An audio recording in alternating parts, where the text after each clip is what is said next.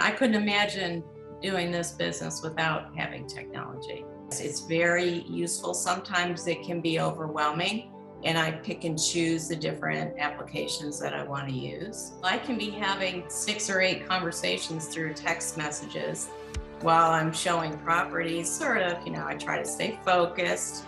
When my photographer is taking photos, I'm taking photos. So then I can be posting coming soon, some great shots, on social media. She would always be like, okay, can you print out the MapQuest? And then there'd be like the manila folders everywhere with the, listing sheets. Even before the listing sheets, there was like books that she would show me, like, oh, these are the listings in the book. I'm like, book. Oh, yeah. Nowadays, everything's online. Yes. But it's amazing how far it's evolved. It's unbelievable. My mom was in real estate too. She told me that she would do her own closings. She looks at me nowadays and she can't believe how much it's evolved and how much business I can handle. But like you said, it's all electronic now. All right, welcome to the Top Real Estate Influencers podcast with your hosts Mario Hurley and Alex Montalenti. Today we have the pleasure of interviewing Debra Johnston. She is a rock star for Atlanta. She's a top luxury agent from Coldwell Banker. She started her YouTube channel over 6 years ago, has over 4,000 subscribers, has over 18,000 followers on Instagram. Definitely like one of the top 100 influencers out there in the real estate market. We're happy to have her on the show and understand, what is she doing to achieve this kind of success? What kind of things can she share with other agents that they can implement in their business, and talk about some of the top technologies and social media strategies out there.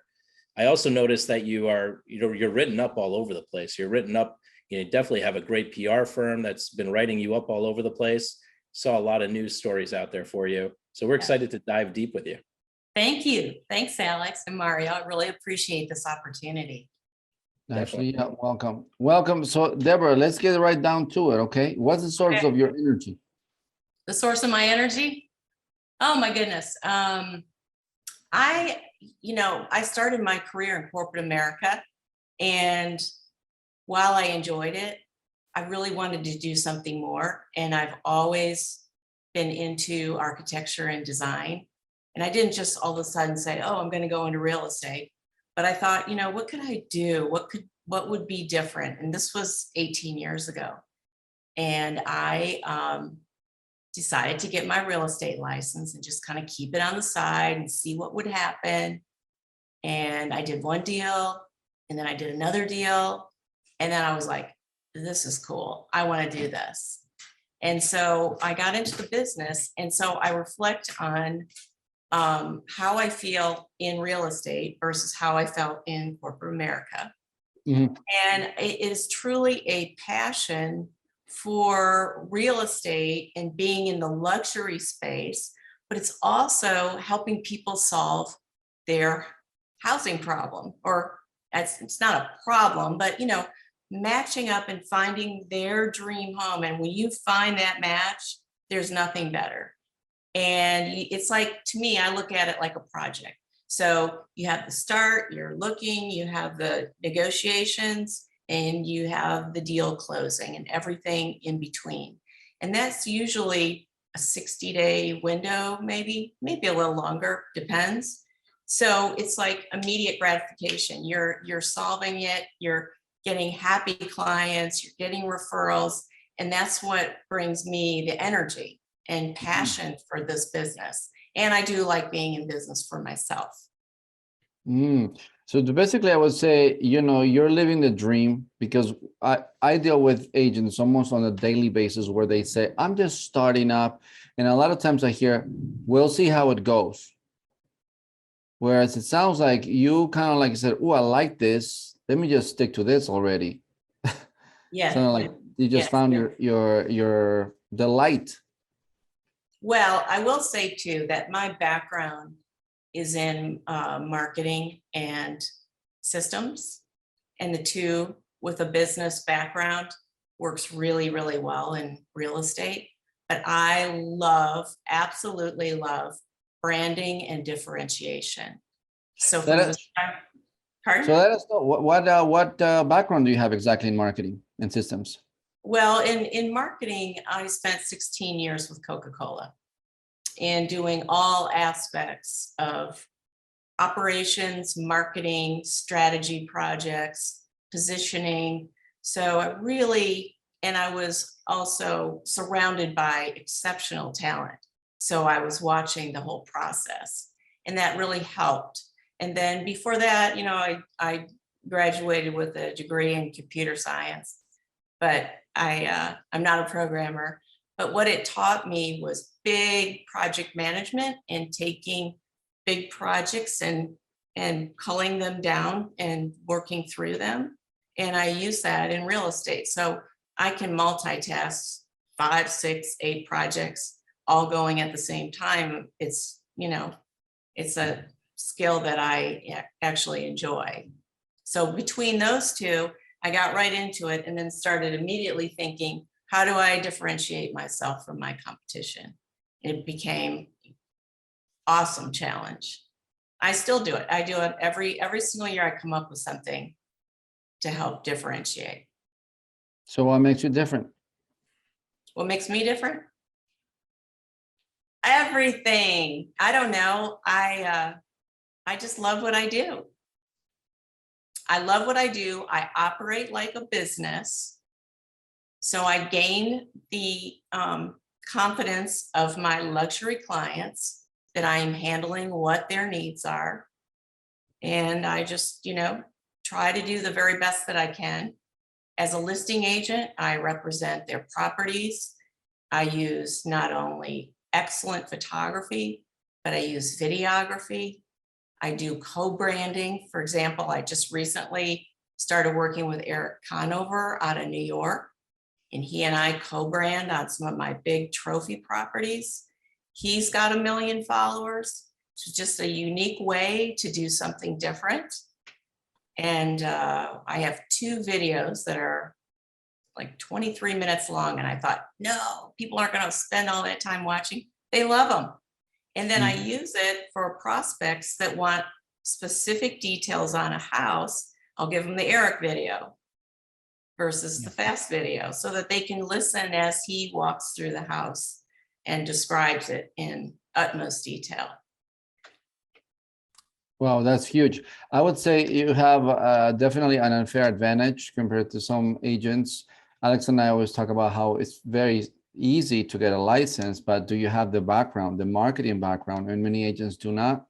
So they have to learn the hard way, right? Trying new things and wasting money, failing on this project, failing on that project, being disappointed with other marketers who promise them amazing things they're going to get and they don't get it. And they're like, okay, well, that's what I got. I'm just going to keep working hard. But here you have your mindset. Like you said, you can actually handle multiple projects due to your experience. So what would you recommend? I mean, I would say partly why you're here is because we want to be able to share some light and wisdom on other agents who are struggling and want to figure out the best way that will work, their business could work for them. What would you recommend?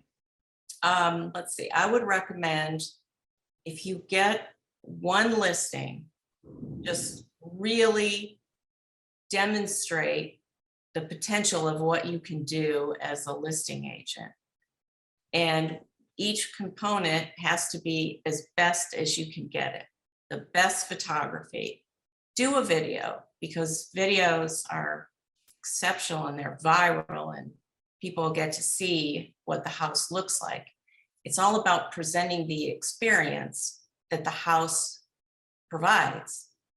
So as a new agent, if you're trying to break in, anything that you can do to stand out from the millions of listings that are out there.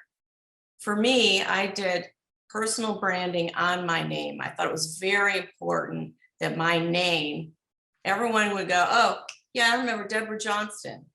Unfortunately, in the South, sometimes they say Johnson, but I am Johnston. But I felt like that was, in the beginning, so important.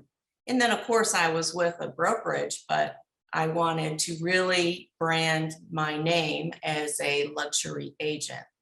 And I spent a lot of time doing that, working on my logo, my taglines, just so that it was easy to remember.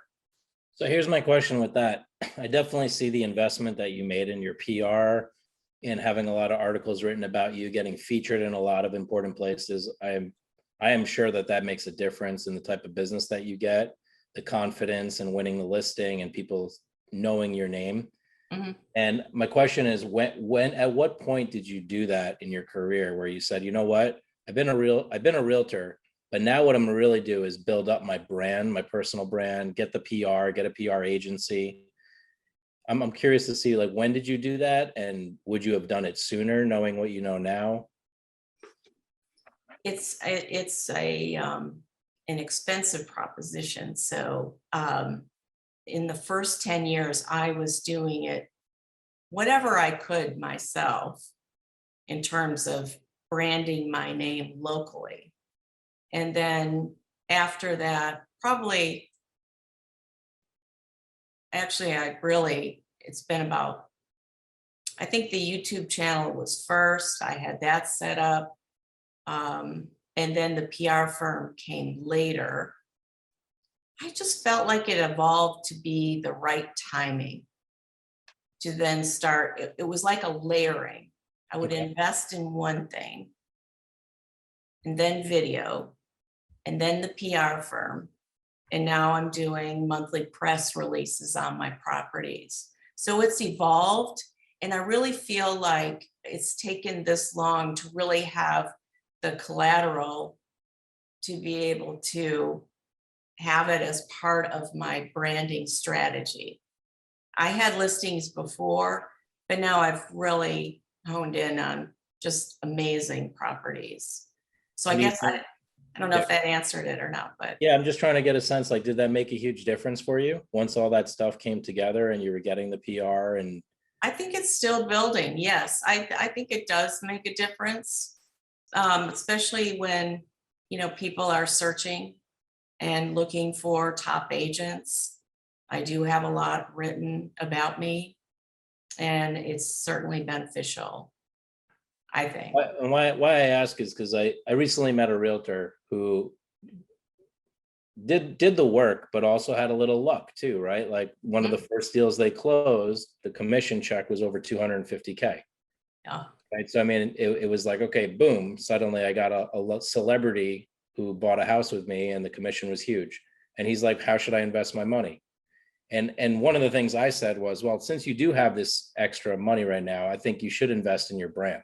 I think it would be a good idea to get some PR and establish around this celebrity property that you sold, because that's kind of like taking a few years off of the process for you and giving you more credibility and reputation.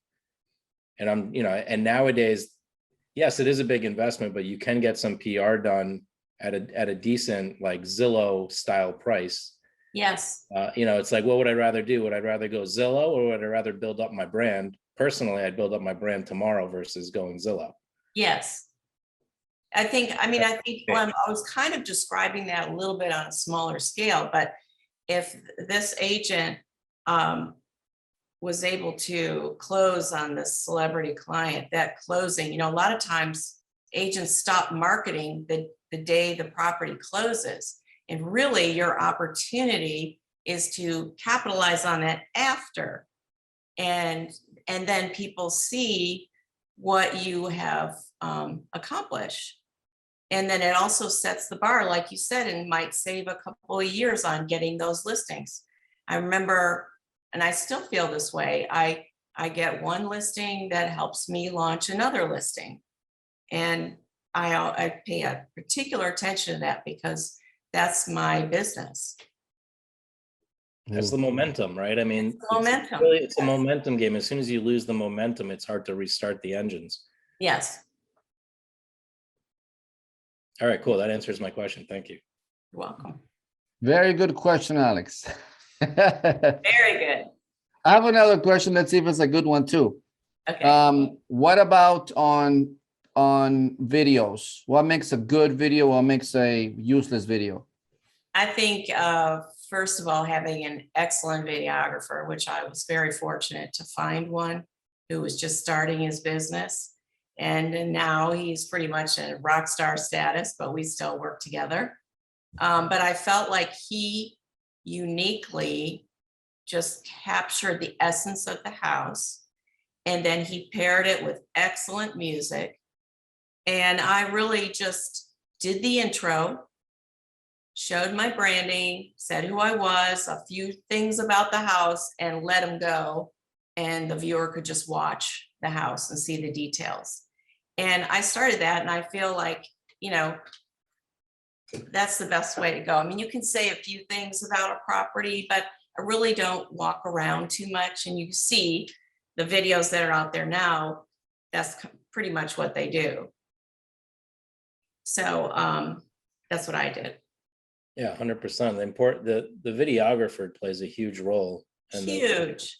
and the fact that you're video friendly, like you like being on video, you put yourself out there. Not a lot of people do that, but we encourage our agents all the time, like, get comfortable in front of the camera.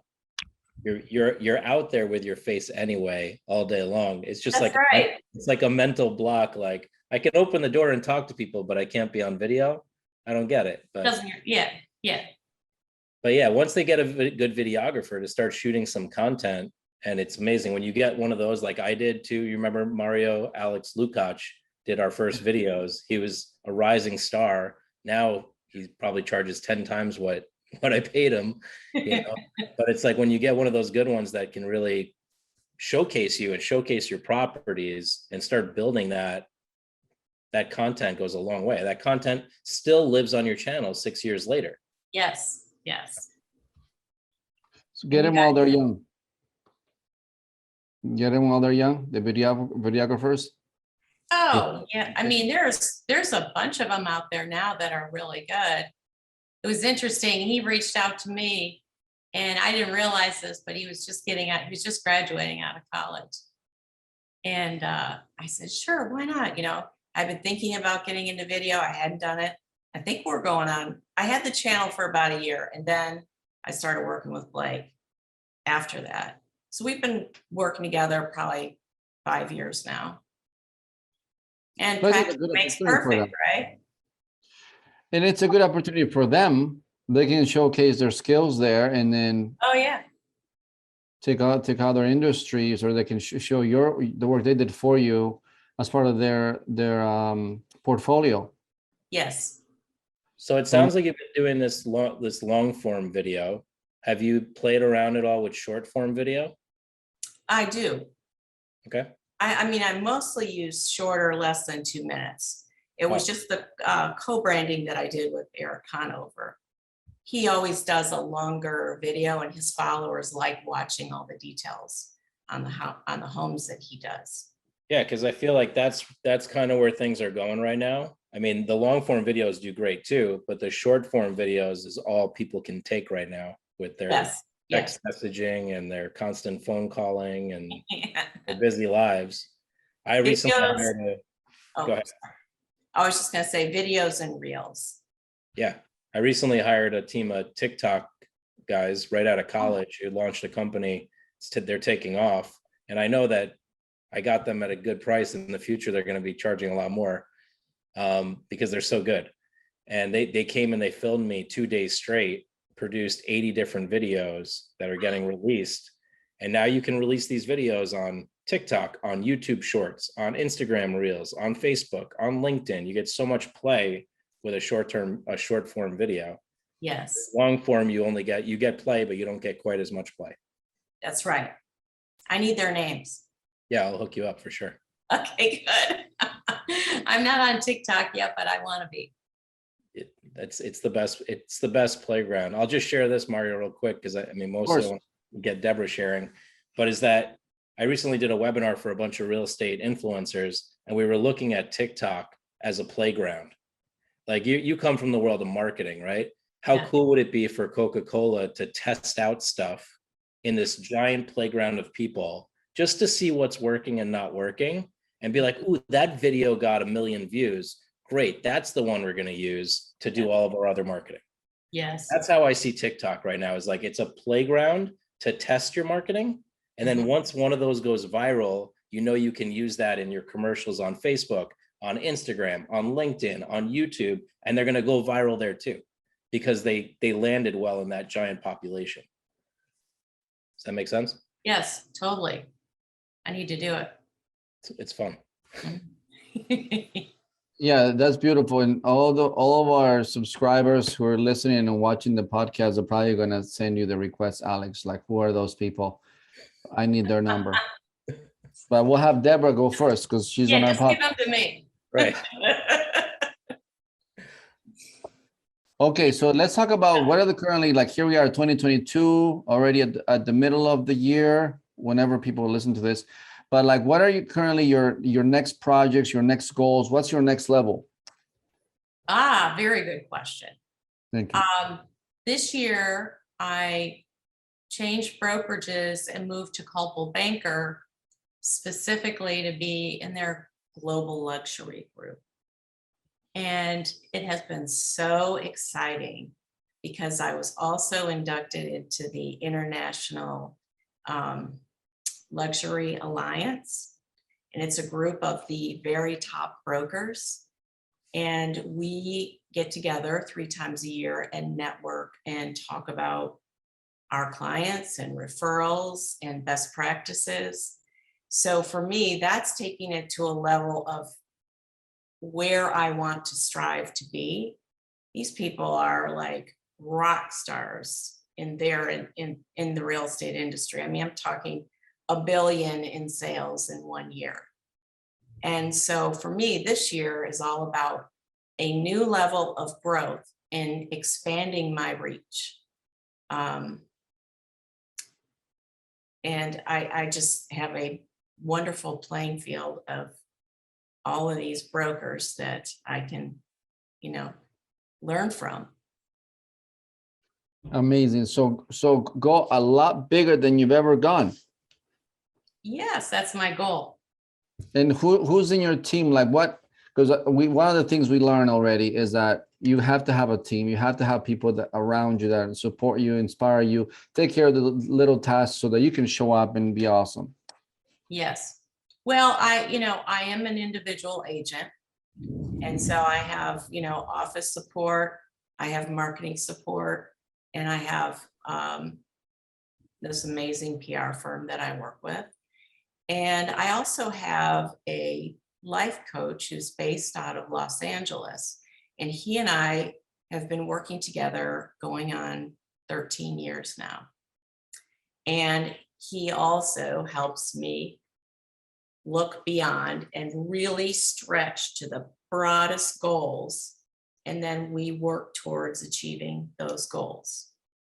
And it's really been tremendous for me. His name is Gary Quinn, and he's based out of Los Angeles. Is that where you met him, in Los Angeles, or how? No, actually, a friend of mine was coaching with him and gave me a series of sessions for my birthday 13 years ago, whatever. And we've been working together ever since. That's the best present to give to anyone. I agree. And, Gary is great because he's not necessarily a real estate coach. He coaches all different types of business people in different fields. And he's also really heavily involved. He also has a podcast, and he works a lot with the film industry. And I do too, as well, here in Atlanta. And so then there's that connection, between folks moving from there to here for film projects, or maybe they're just moving here because they want to, move to the South. But there is a really good connection on multiple fronts in working with him that I really, really enjoy. Mr. Mario is my coach. He is. Yeah, he coaches me every Monday. Well, actually now it's Wednesdays, but we used to do Mondays for years. And he stretches me for sure. Yeah. Has me expand, holds me accountable, make sure I keep my word, keep my promises, checks in with me when I'm not. And it's been massive. I mean, I just think it's great to have. Yep. Heck, we'll say 2 things already for agents that to me are extremely clear. If you're an agent and you have no marketing background whatsoever, or you don't have somebody that's going to coach you and hold you accountable, you definitely have a huge block in front of you that doesn't allow you to really achieve all your goals. There, I said it. Yep. Okay. All right. Now, go ahead. What brand, I'm curious, what brand were you at before? Berkshire Hathaway. Got it. Okay. Mhm. And I spent a lot of time at Sotheby's, and I did a couple of boutique brokerages here in Atlanta. So I tried all different, So now let's talk about technology. All right, because we are a technology company here at Real Greater. All right, we've been doing this for over 21 years. Wow. Yes, ma'am. So Okay. question to you is, what are your thoughts on technology? And is it really that useful or what? Oh man, I couldn't imagine doing this business without having technology. Yes, it's very useful. Sometimes it can be overwhelming, and I pick and choose the different applications that I want to use that help me analyze a property or whatever. I mean, you can't really know every application that's out there. It's overwhelming. So if you had to say your favorite or the one that is key to have, which one would it be? Of course, it's this, my iPhone. Well, tell us what do you do with it? How much do you get out of it? How do you leverage it? Well, I can be having 6 or 8 conversations through text messages while I'm showing properties, sort of, I try to stay focused, but that I may be, when my photographer is taking photos, I'm taking photos. It's got an amazing camera. So then I can be posting coming soon, some great shots, on social media.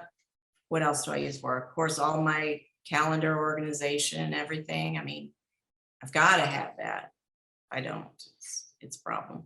And then I can look at emails on the go, just like you guys.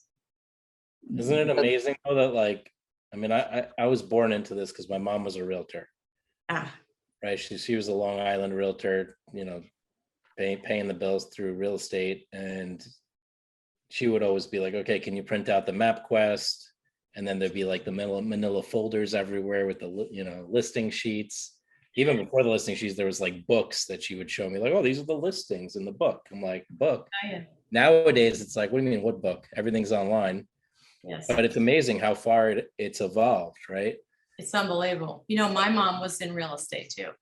Cool. She told me that she would do her own closings. I don't really remember that, but it's not because I was really young. But she looks at me nowadays and she can't believe it. She can't believe like how it works now, or what? How much it's evolved and how much business I can handle. Yeah. Just, but we're, like you said, it's all electronic now. Yep. Yeah, it was crazy. I was with my mom in the car on Friday. I just signed a lease for a new place, and I did the whole thing parked in my car. Like, I reviewed the lease, I signed the documents electronically. And I was like, I was like, Mom, do you remember like how that used to work? And she's like, yeah. She's like, I can't believe I'm watching you do this right now. She's like, you just signed the lease. I've said that to my mom too. Look, Mom, I'm signing the contract right now. She's like, I don't believe it. Right. But that's great. Mm-hmm. I was gonna say that's the awesome thing is like when you actually keep up with the technology and you're on the ball with it, it's really leverage, right? I think the biggest overwhelm for a lot of people is that they either haven't kept up with it, or they're not investing, or they're resigned. Like, do I really need that stuff? It's like, but the thing is, the industry has moved in that direction. I mean, DocuSign is normal. Like, electronic signatures are normal. And back in the day, people were like, no, I got to meet you at the coffee shop. I got to meet you at the office. Zooms are now normal, Yes. Electronic showings are even normal. Yes. Yeah. I've done quite a few of those. Yep. But I think it's also important the fact that people do still enjoy, and they look forward to having that in-person interaction, being able to shake hands, hug, laugh, drink together, talk about life. Yes. I think that's in part why we have our future plans, Mr. Montalenti. Yeah, for sure. Yeah. And I think that's a really good point, because one of the first things that I do when I have a new client is figure out how they best like to communicate, who wants to be communicated to. Do I communicate to both? Sometimes one says no, just the other. So I try to figure that out.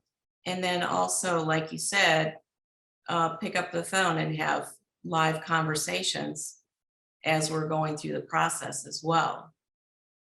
I think both is important. It's not one size fits all. That's a great Correct. point you're making. Is like I always tell our own team, you need to be aware to how they like to be communicated. Yes. Do they prefer text? Do they prefer email? Do they prefer a phone call? You know, how do they like it? Do they like it long? Do they like it short? Once you understand your client, you can actually handle them better. But I think one of the mistakes is people just apply this general communication strategy. Like, oh, I sent them an email, I never got a reply. It's like, yeah, because that person doesn't check email. Right. You might Yeah. want to text them, and you might not want to text them a long story either, because they just want to get straight to the point. Which also brings up the ability, the more you can read your client and listen to what their needs are, the more successful you're going to be. Yeah. And intuition also plays a lot into this profession as well. You know, understanding what they're saying and what they're really saying a lot, you know, oftentimes. That's what I'm noticing about you, that you didn't, like, I would say men, us men, we like to think in like blocks of work to be done and achieving specific goals like machines. When you described how you started, you didn't describe it like, yeah, I knew that by November 3rd I had to do this, and next year. You're more like, you know, I kind of saw the evolution of it happen kind of like naturally. All you knew to do was to show up and do what you know to do best, pay attention, and then think kind of just allowed it to happen. Yes. So tell us more about that, because that's magical right there. I mean, I have no clue about that. It, you know, I guess I didn't even realize I was doing that. But it is kind of how it feels. And I was making sales and, you know, moving along at a pretty good pace. I mean, there were some times, you know, in the downturn of the market that things slowed down, but I never felt like I guess I did just let it evolve as I progressed. Hmm. It's interesting. Yeah. Do you have family? I take care of my mom. Okay. This year she's 94. Hmm. I am not married, so I don't have children. I have a Okay. Yorkie, a 7-pound Yorkie. That's a Mhm. character named Alex. Hey, like you. And yeah. And let's see what else. I guess that's it.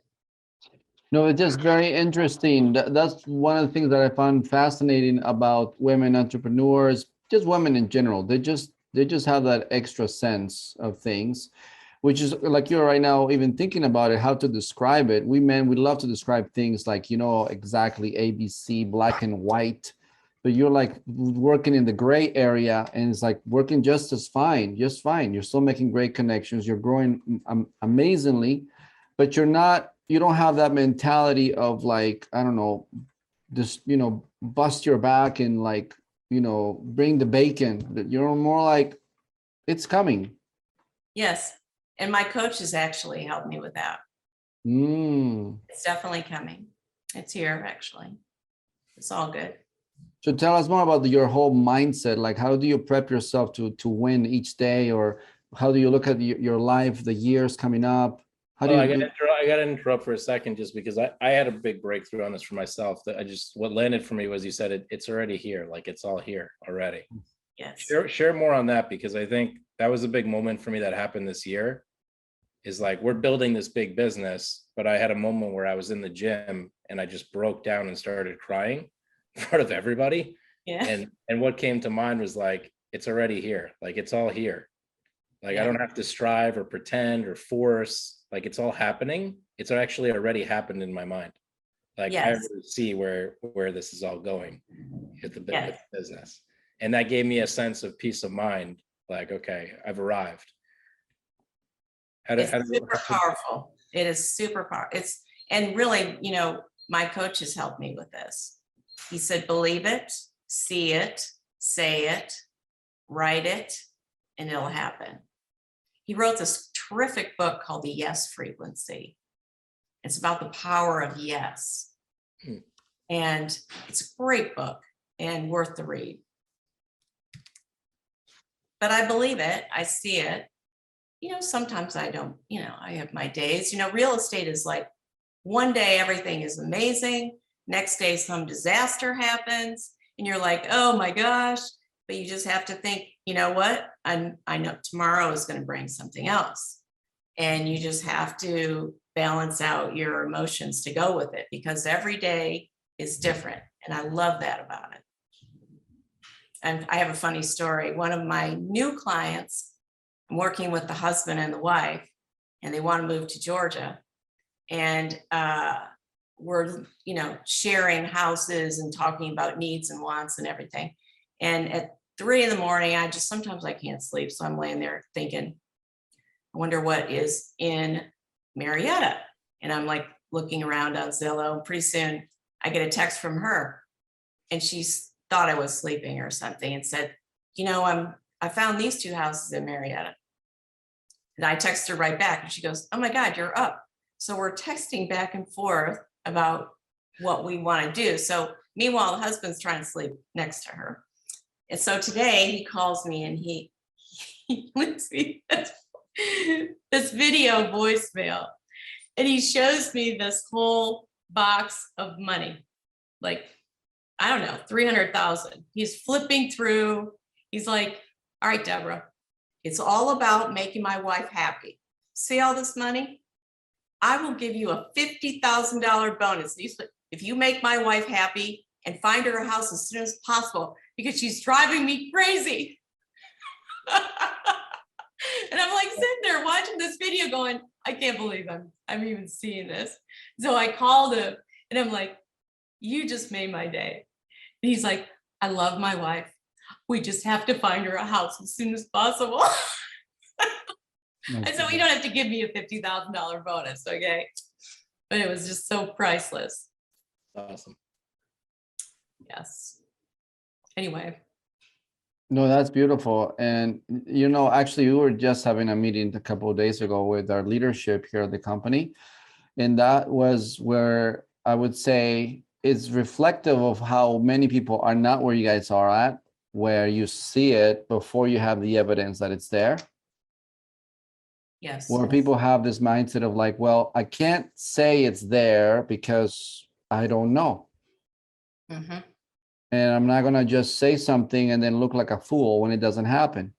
Yeah. Yes. So, Well, I will say 12 years ago, Gary helped me paint the picture as far as creating a vision and doing vision boards. We've done that. And, I might have created something that was at this level. And he was like, nope, you're at this level. You're at this level. And this level is being in the circle. So that's what you're striving for. and so he had to tell you that. No, he didn't have to, but the moment he told you, you realized you're right. I didn't know. I mean, I thought, I had this vision of what I thought, and he's like, no. And I remember my first reaction was, oh, that's impossible. Well, it's not impossible. And it's actually happening. Yeah. So I'm going to ask you a quick favor. How about this? Before we finish this beautiful episode, I'd say, again, we found a kindred spirit, Mr. Montalenti, would you say? Yeah, for sure. Yeah. So I'm going to invite you, Deborah, talk to the agents out there who have a dream, who they thought this might be an opportunity for me to have, financial stability, freedom, my kids, my family, my future. But they're stuck with like, well, I don't know how. Like I'm doing the best I can, and so far it's nothing inspiring. What would you tell them so that they can get a boost start on their career?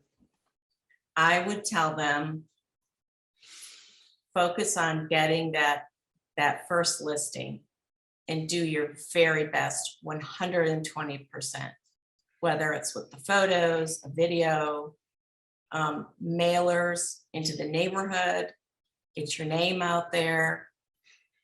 Just put all your energy into that one listing if you can get it. And one will lead to another, which will lead to another. That's what I did. When I first started, I was like, I see this car wash and I see all these exotic cars going in and out of there. Local run, Frank owns a business, Roswell Road. So I go in there, sat down, met Frank, said, hey, Frank, I have a couple of houses and I'm a real estate agent and I would love to just put a couple of my brochures in this waiting area. And he said, oh, that's a good idea. You can do that, and he wanted, he had a charge for that. It wasn't horrible. Yeah. And I said, okay, I'm going to do it. Well, that got me a $3 million listing. And in the local area right there, some more people now knew who Debra Johnston was because they're sitting there and they look and it was just some way to get my name out there and get a listing. There you go. That's beautiful. Thank you so much for that. Thank you so much. So now you heard it here, agents. We would love to hear how you're going to implement this suggestion and see your business, have an amazing growth. That's really the name of the game, because Debra here is you're winning, you're succeeding, you're inspiring people, but then there's plenty of space for the rest of the agents out there to be successful. Absolutely. In their market, in their different areas. It's just so much more fun when you're pursuing your life and achieving your goals and you say, cool, what's next? Let me go next level. So thank you for that. Thank you so much, Debra, for being in our podcast. We'd love to have you again back in the future to hear about your new successes, your new goals you want to achieve next. And it's just been a pleasure. Well, thank you. I really appreciate the opportunity. I'd love to come back. Awesome. Thank you. Okay.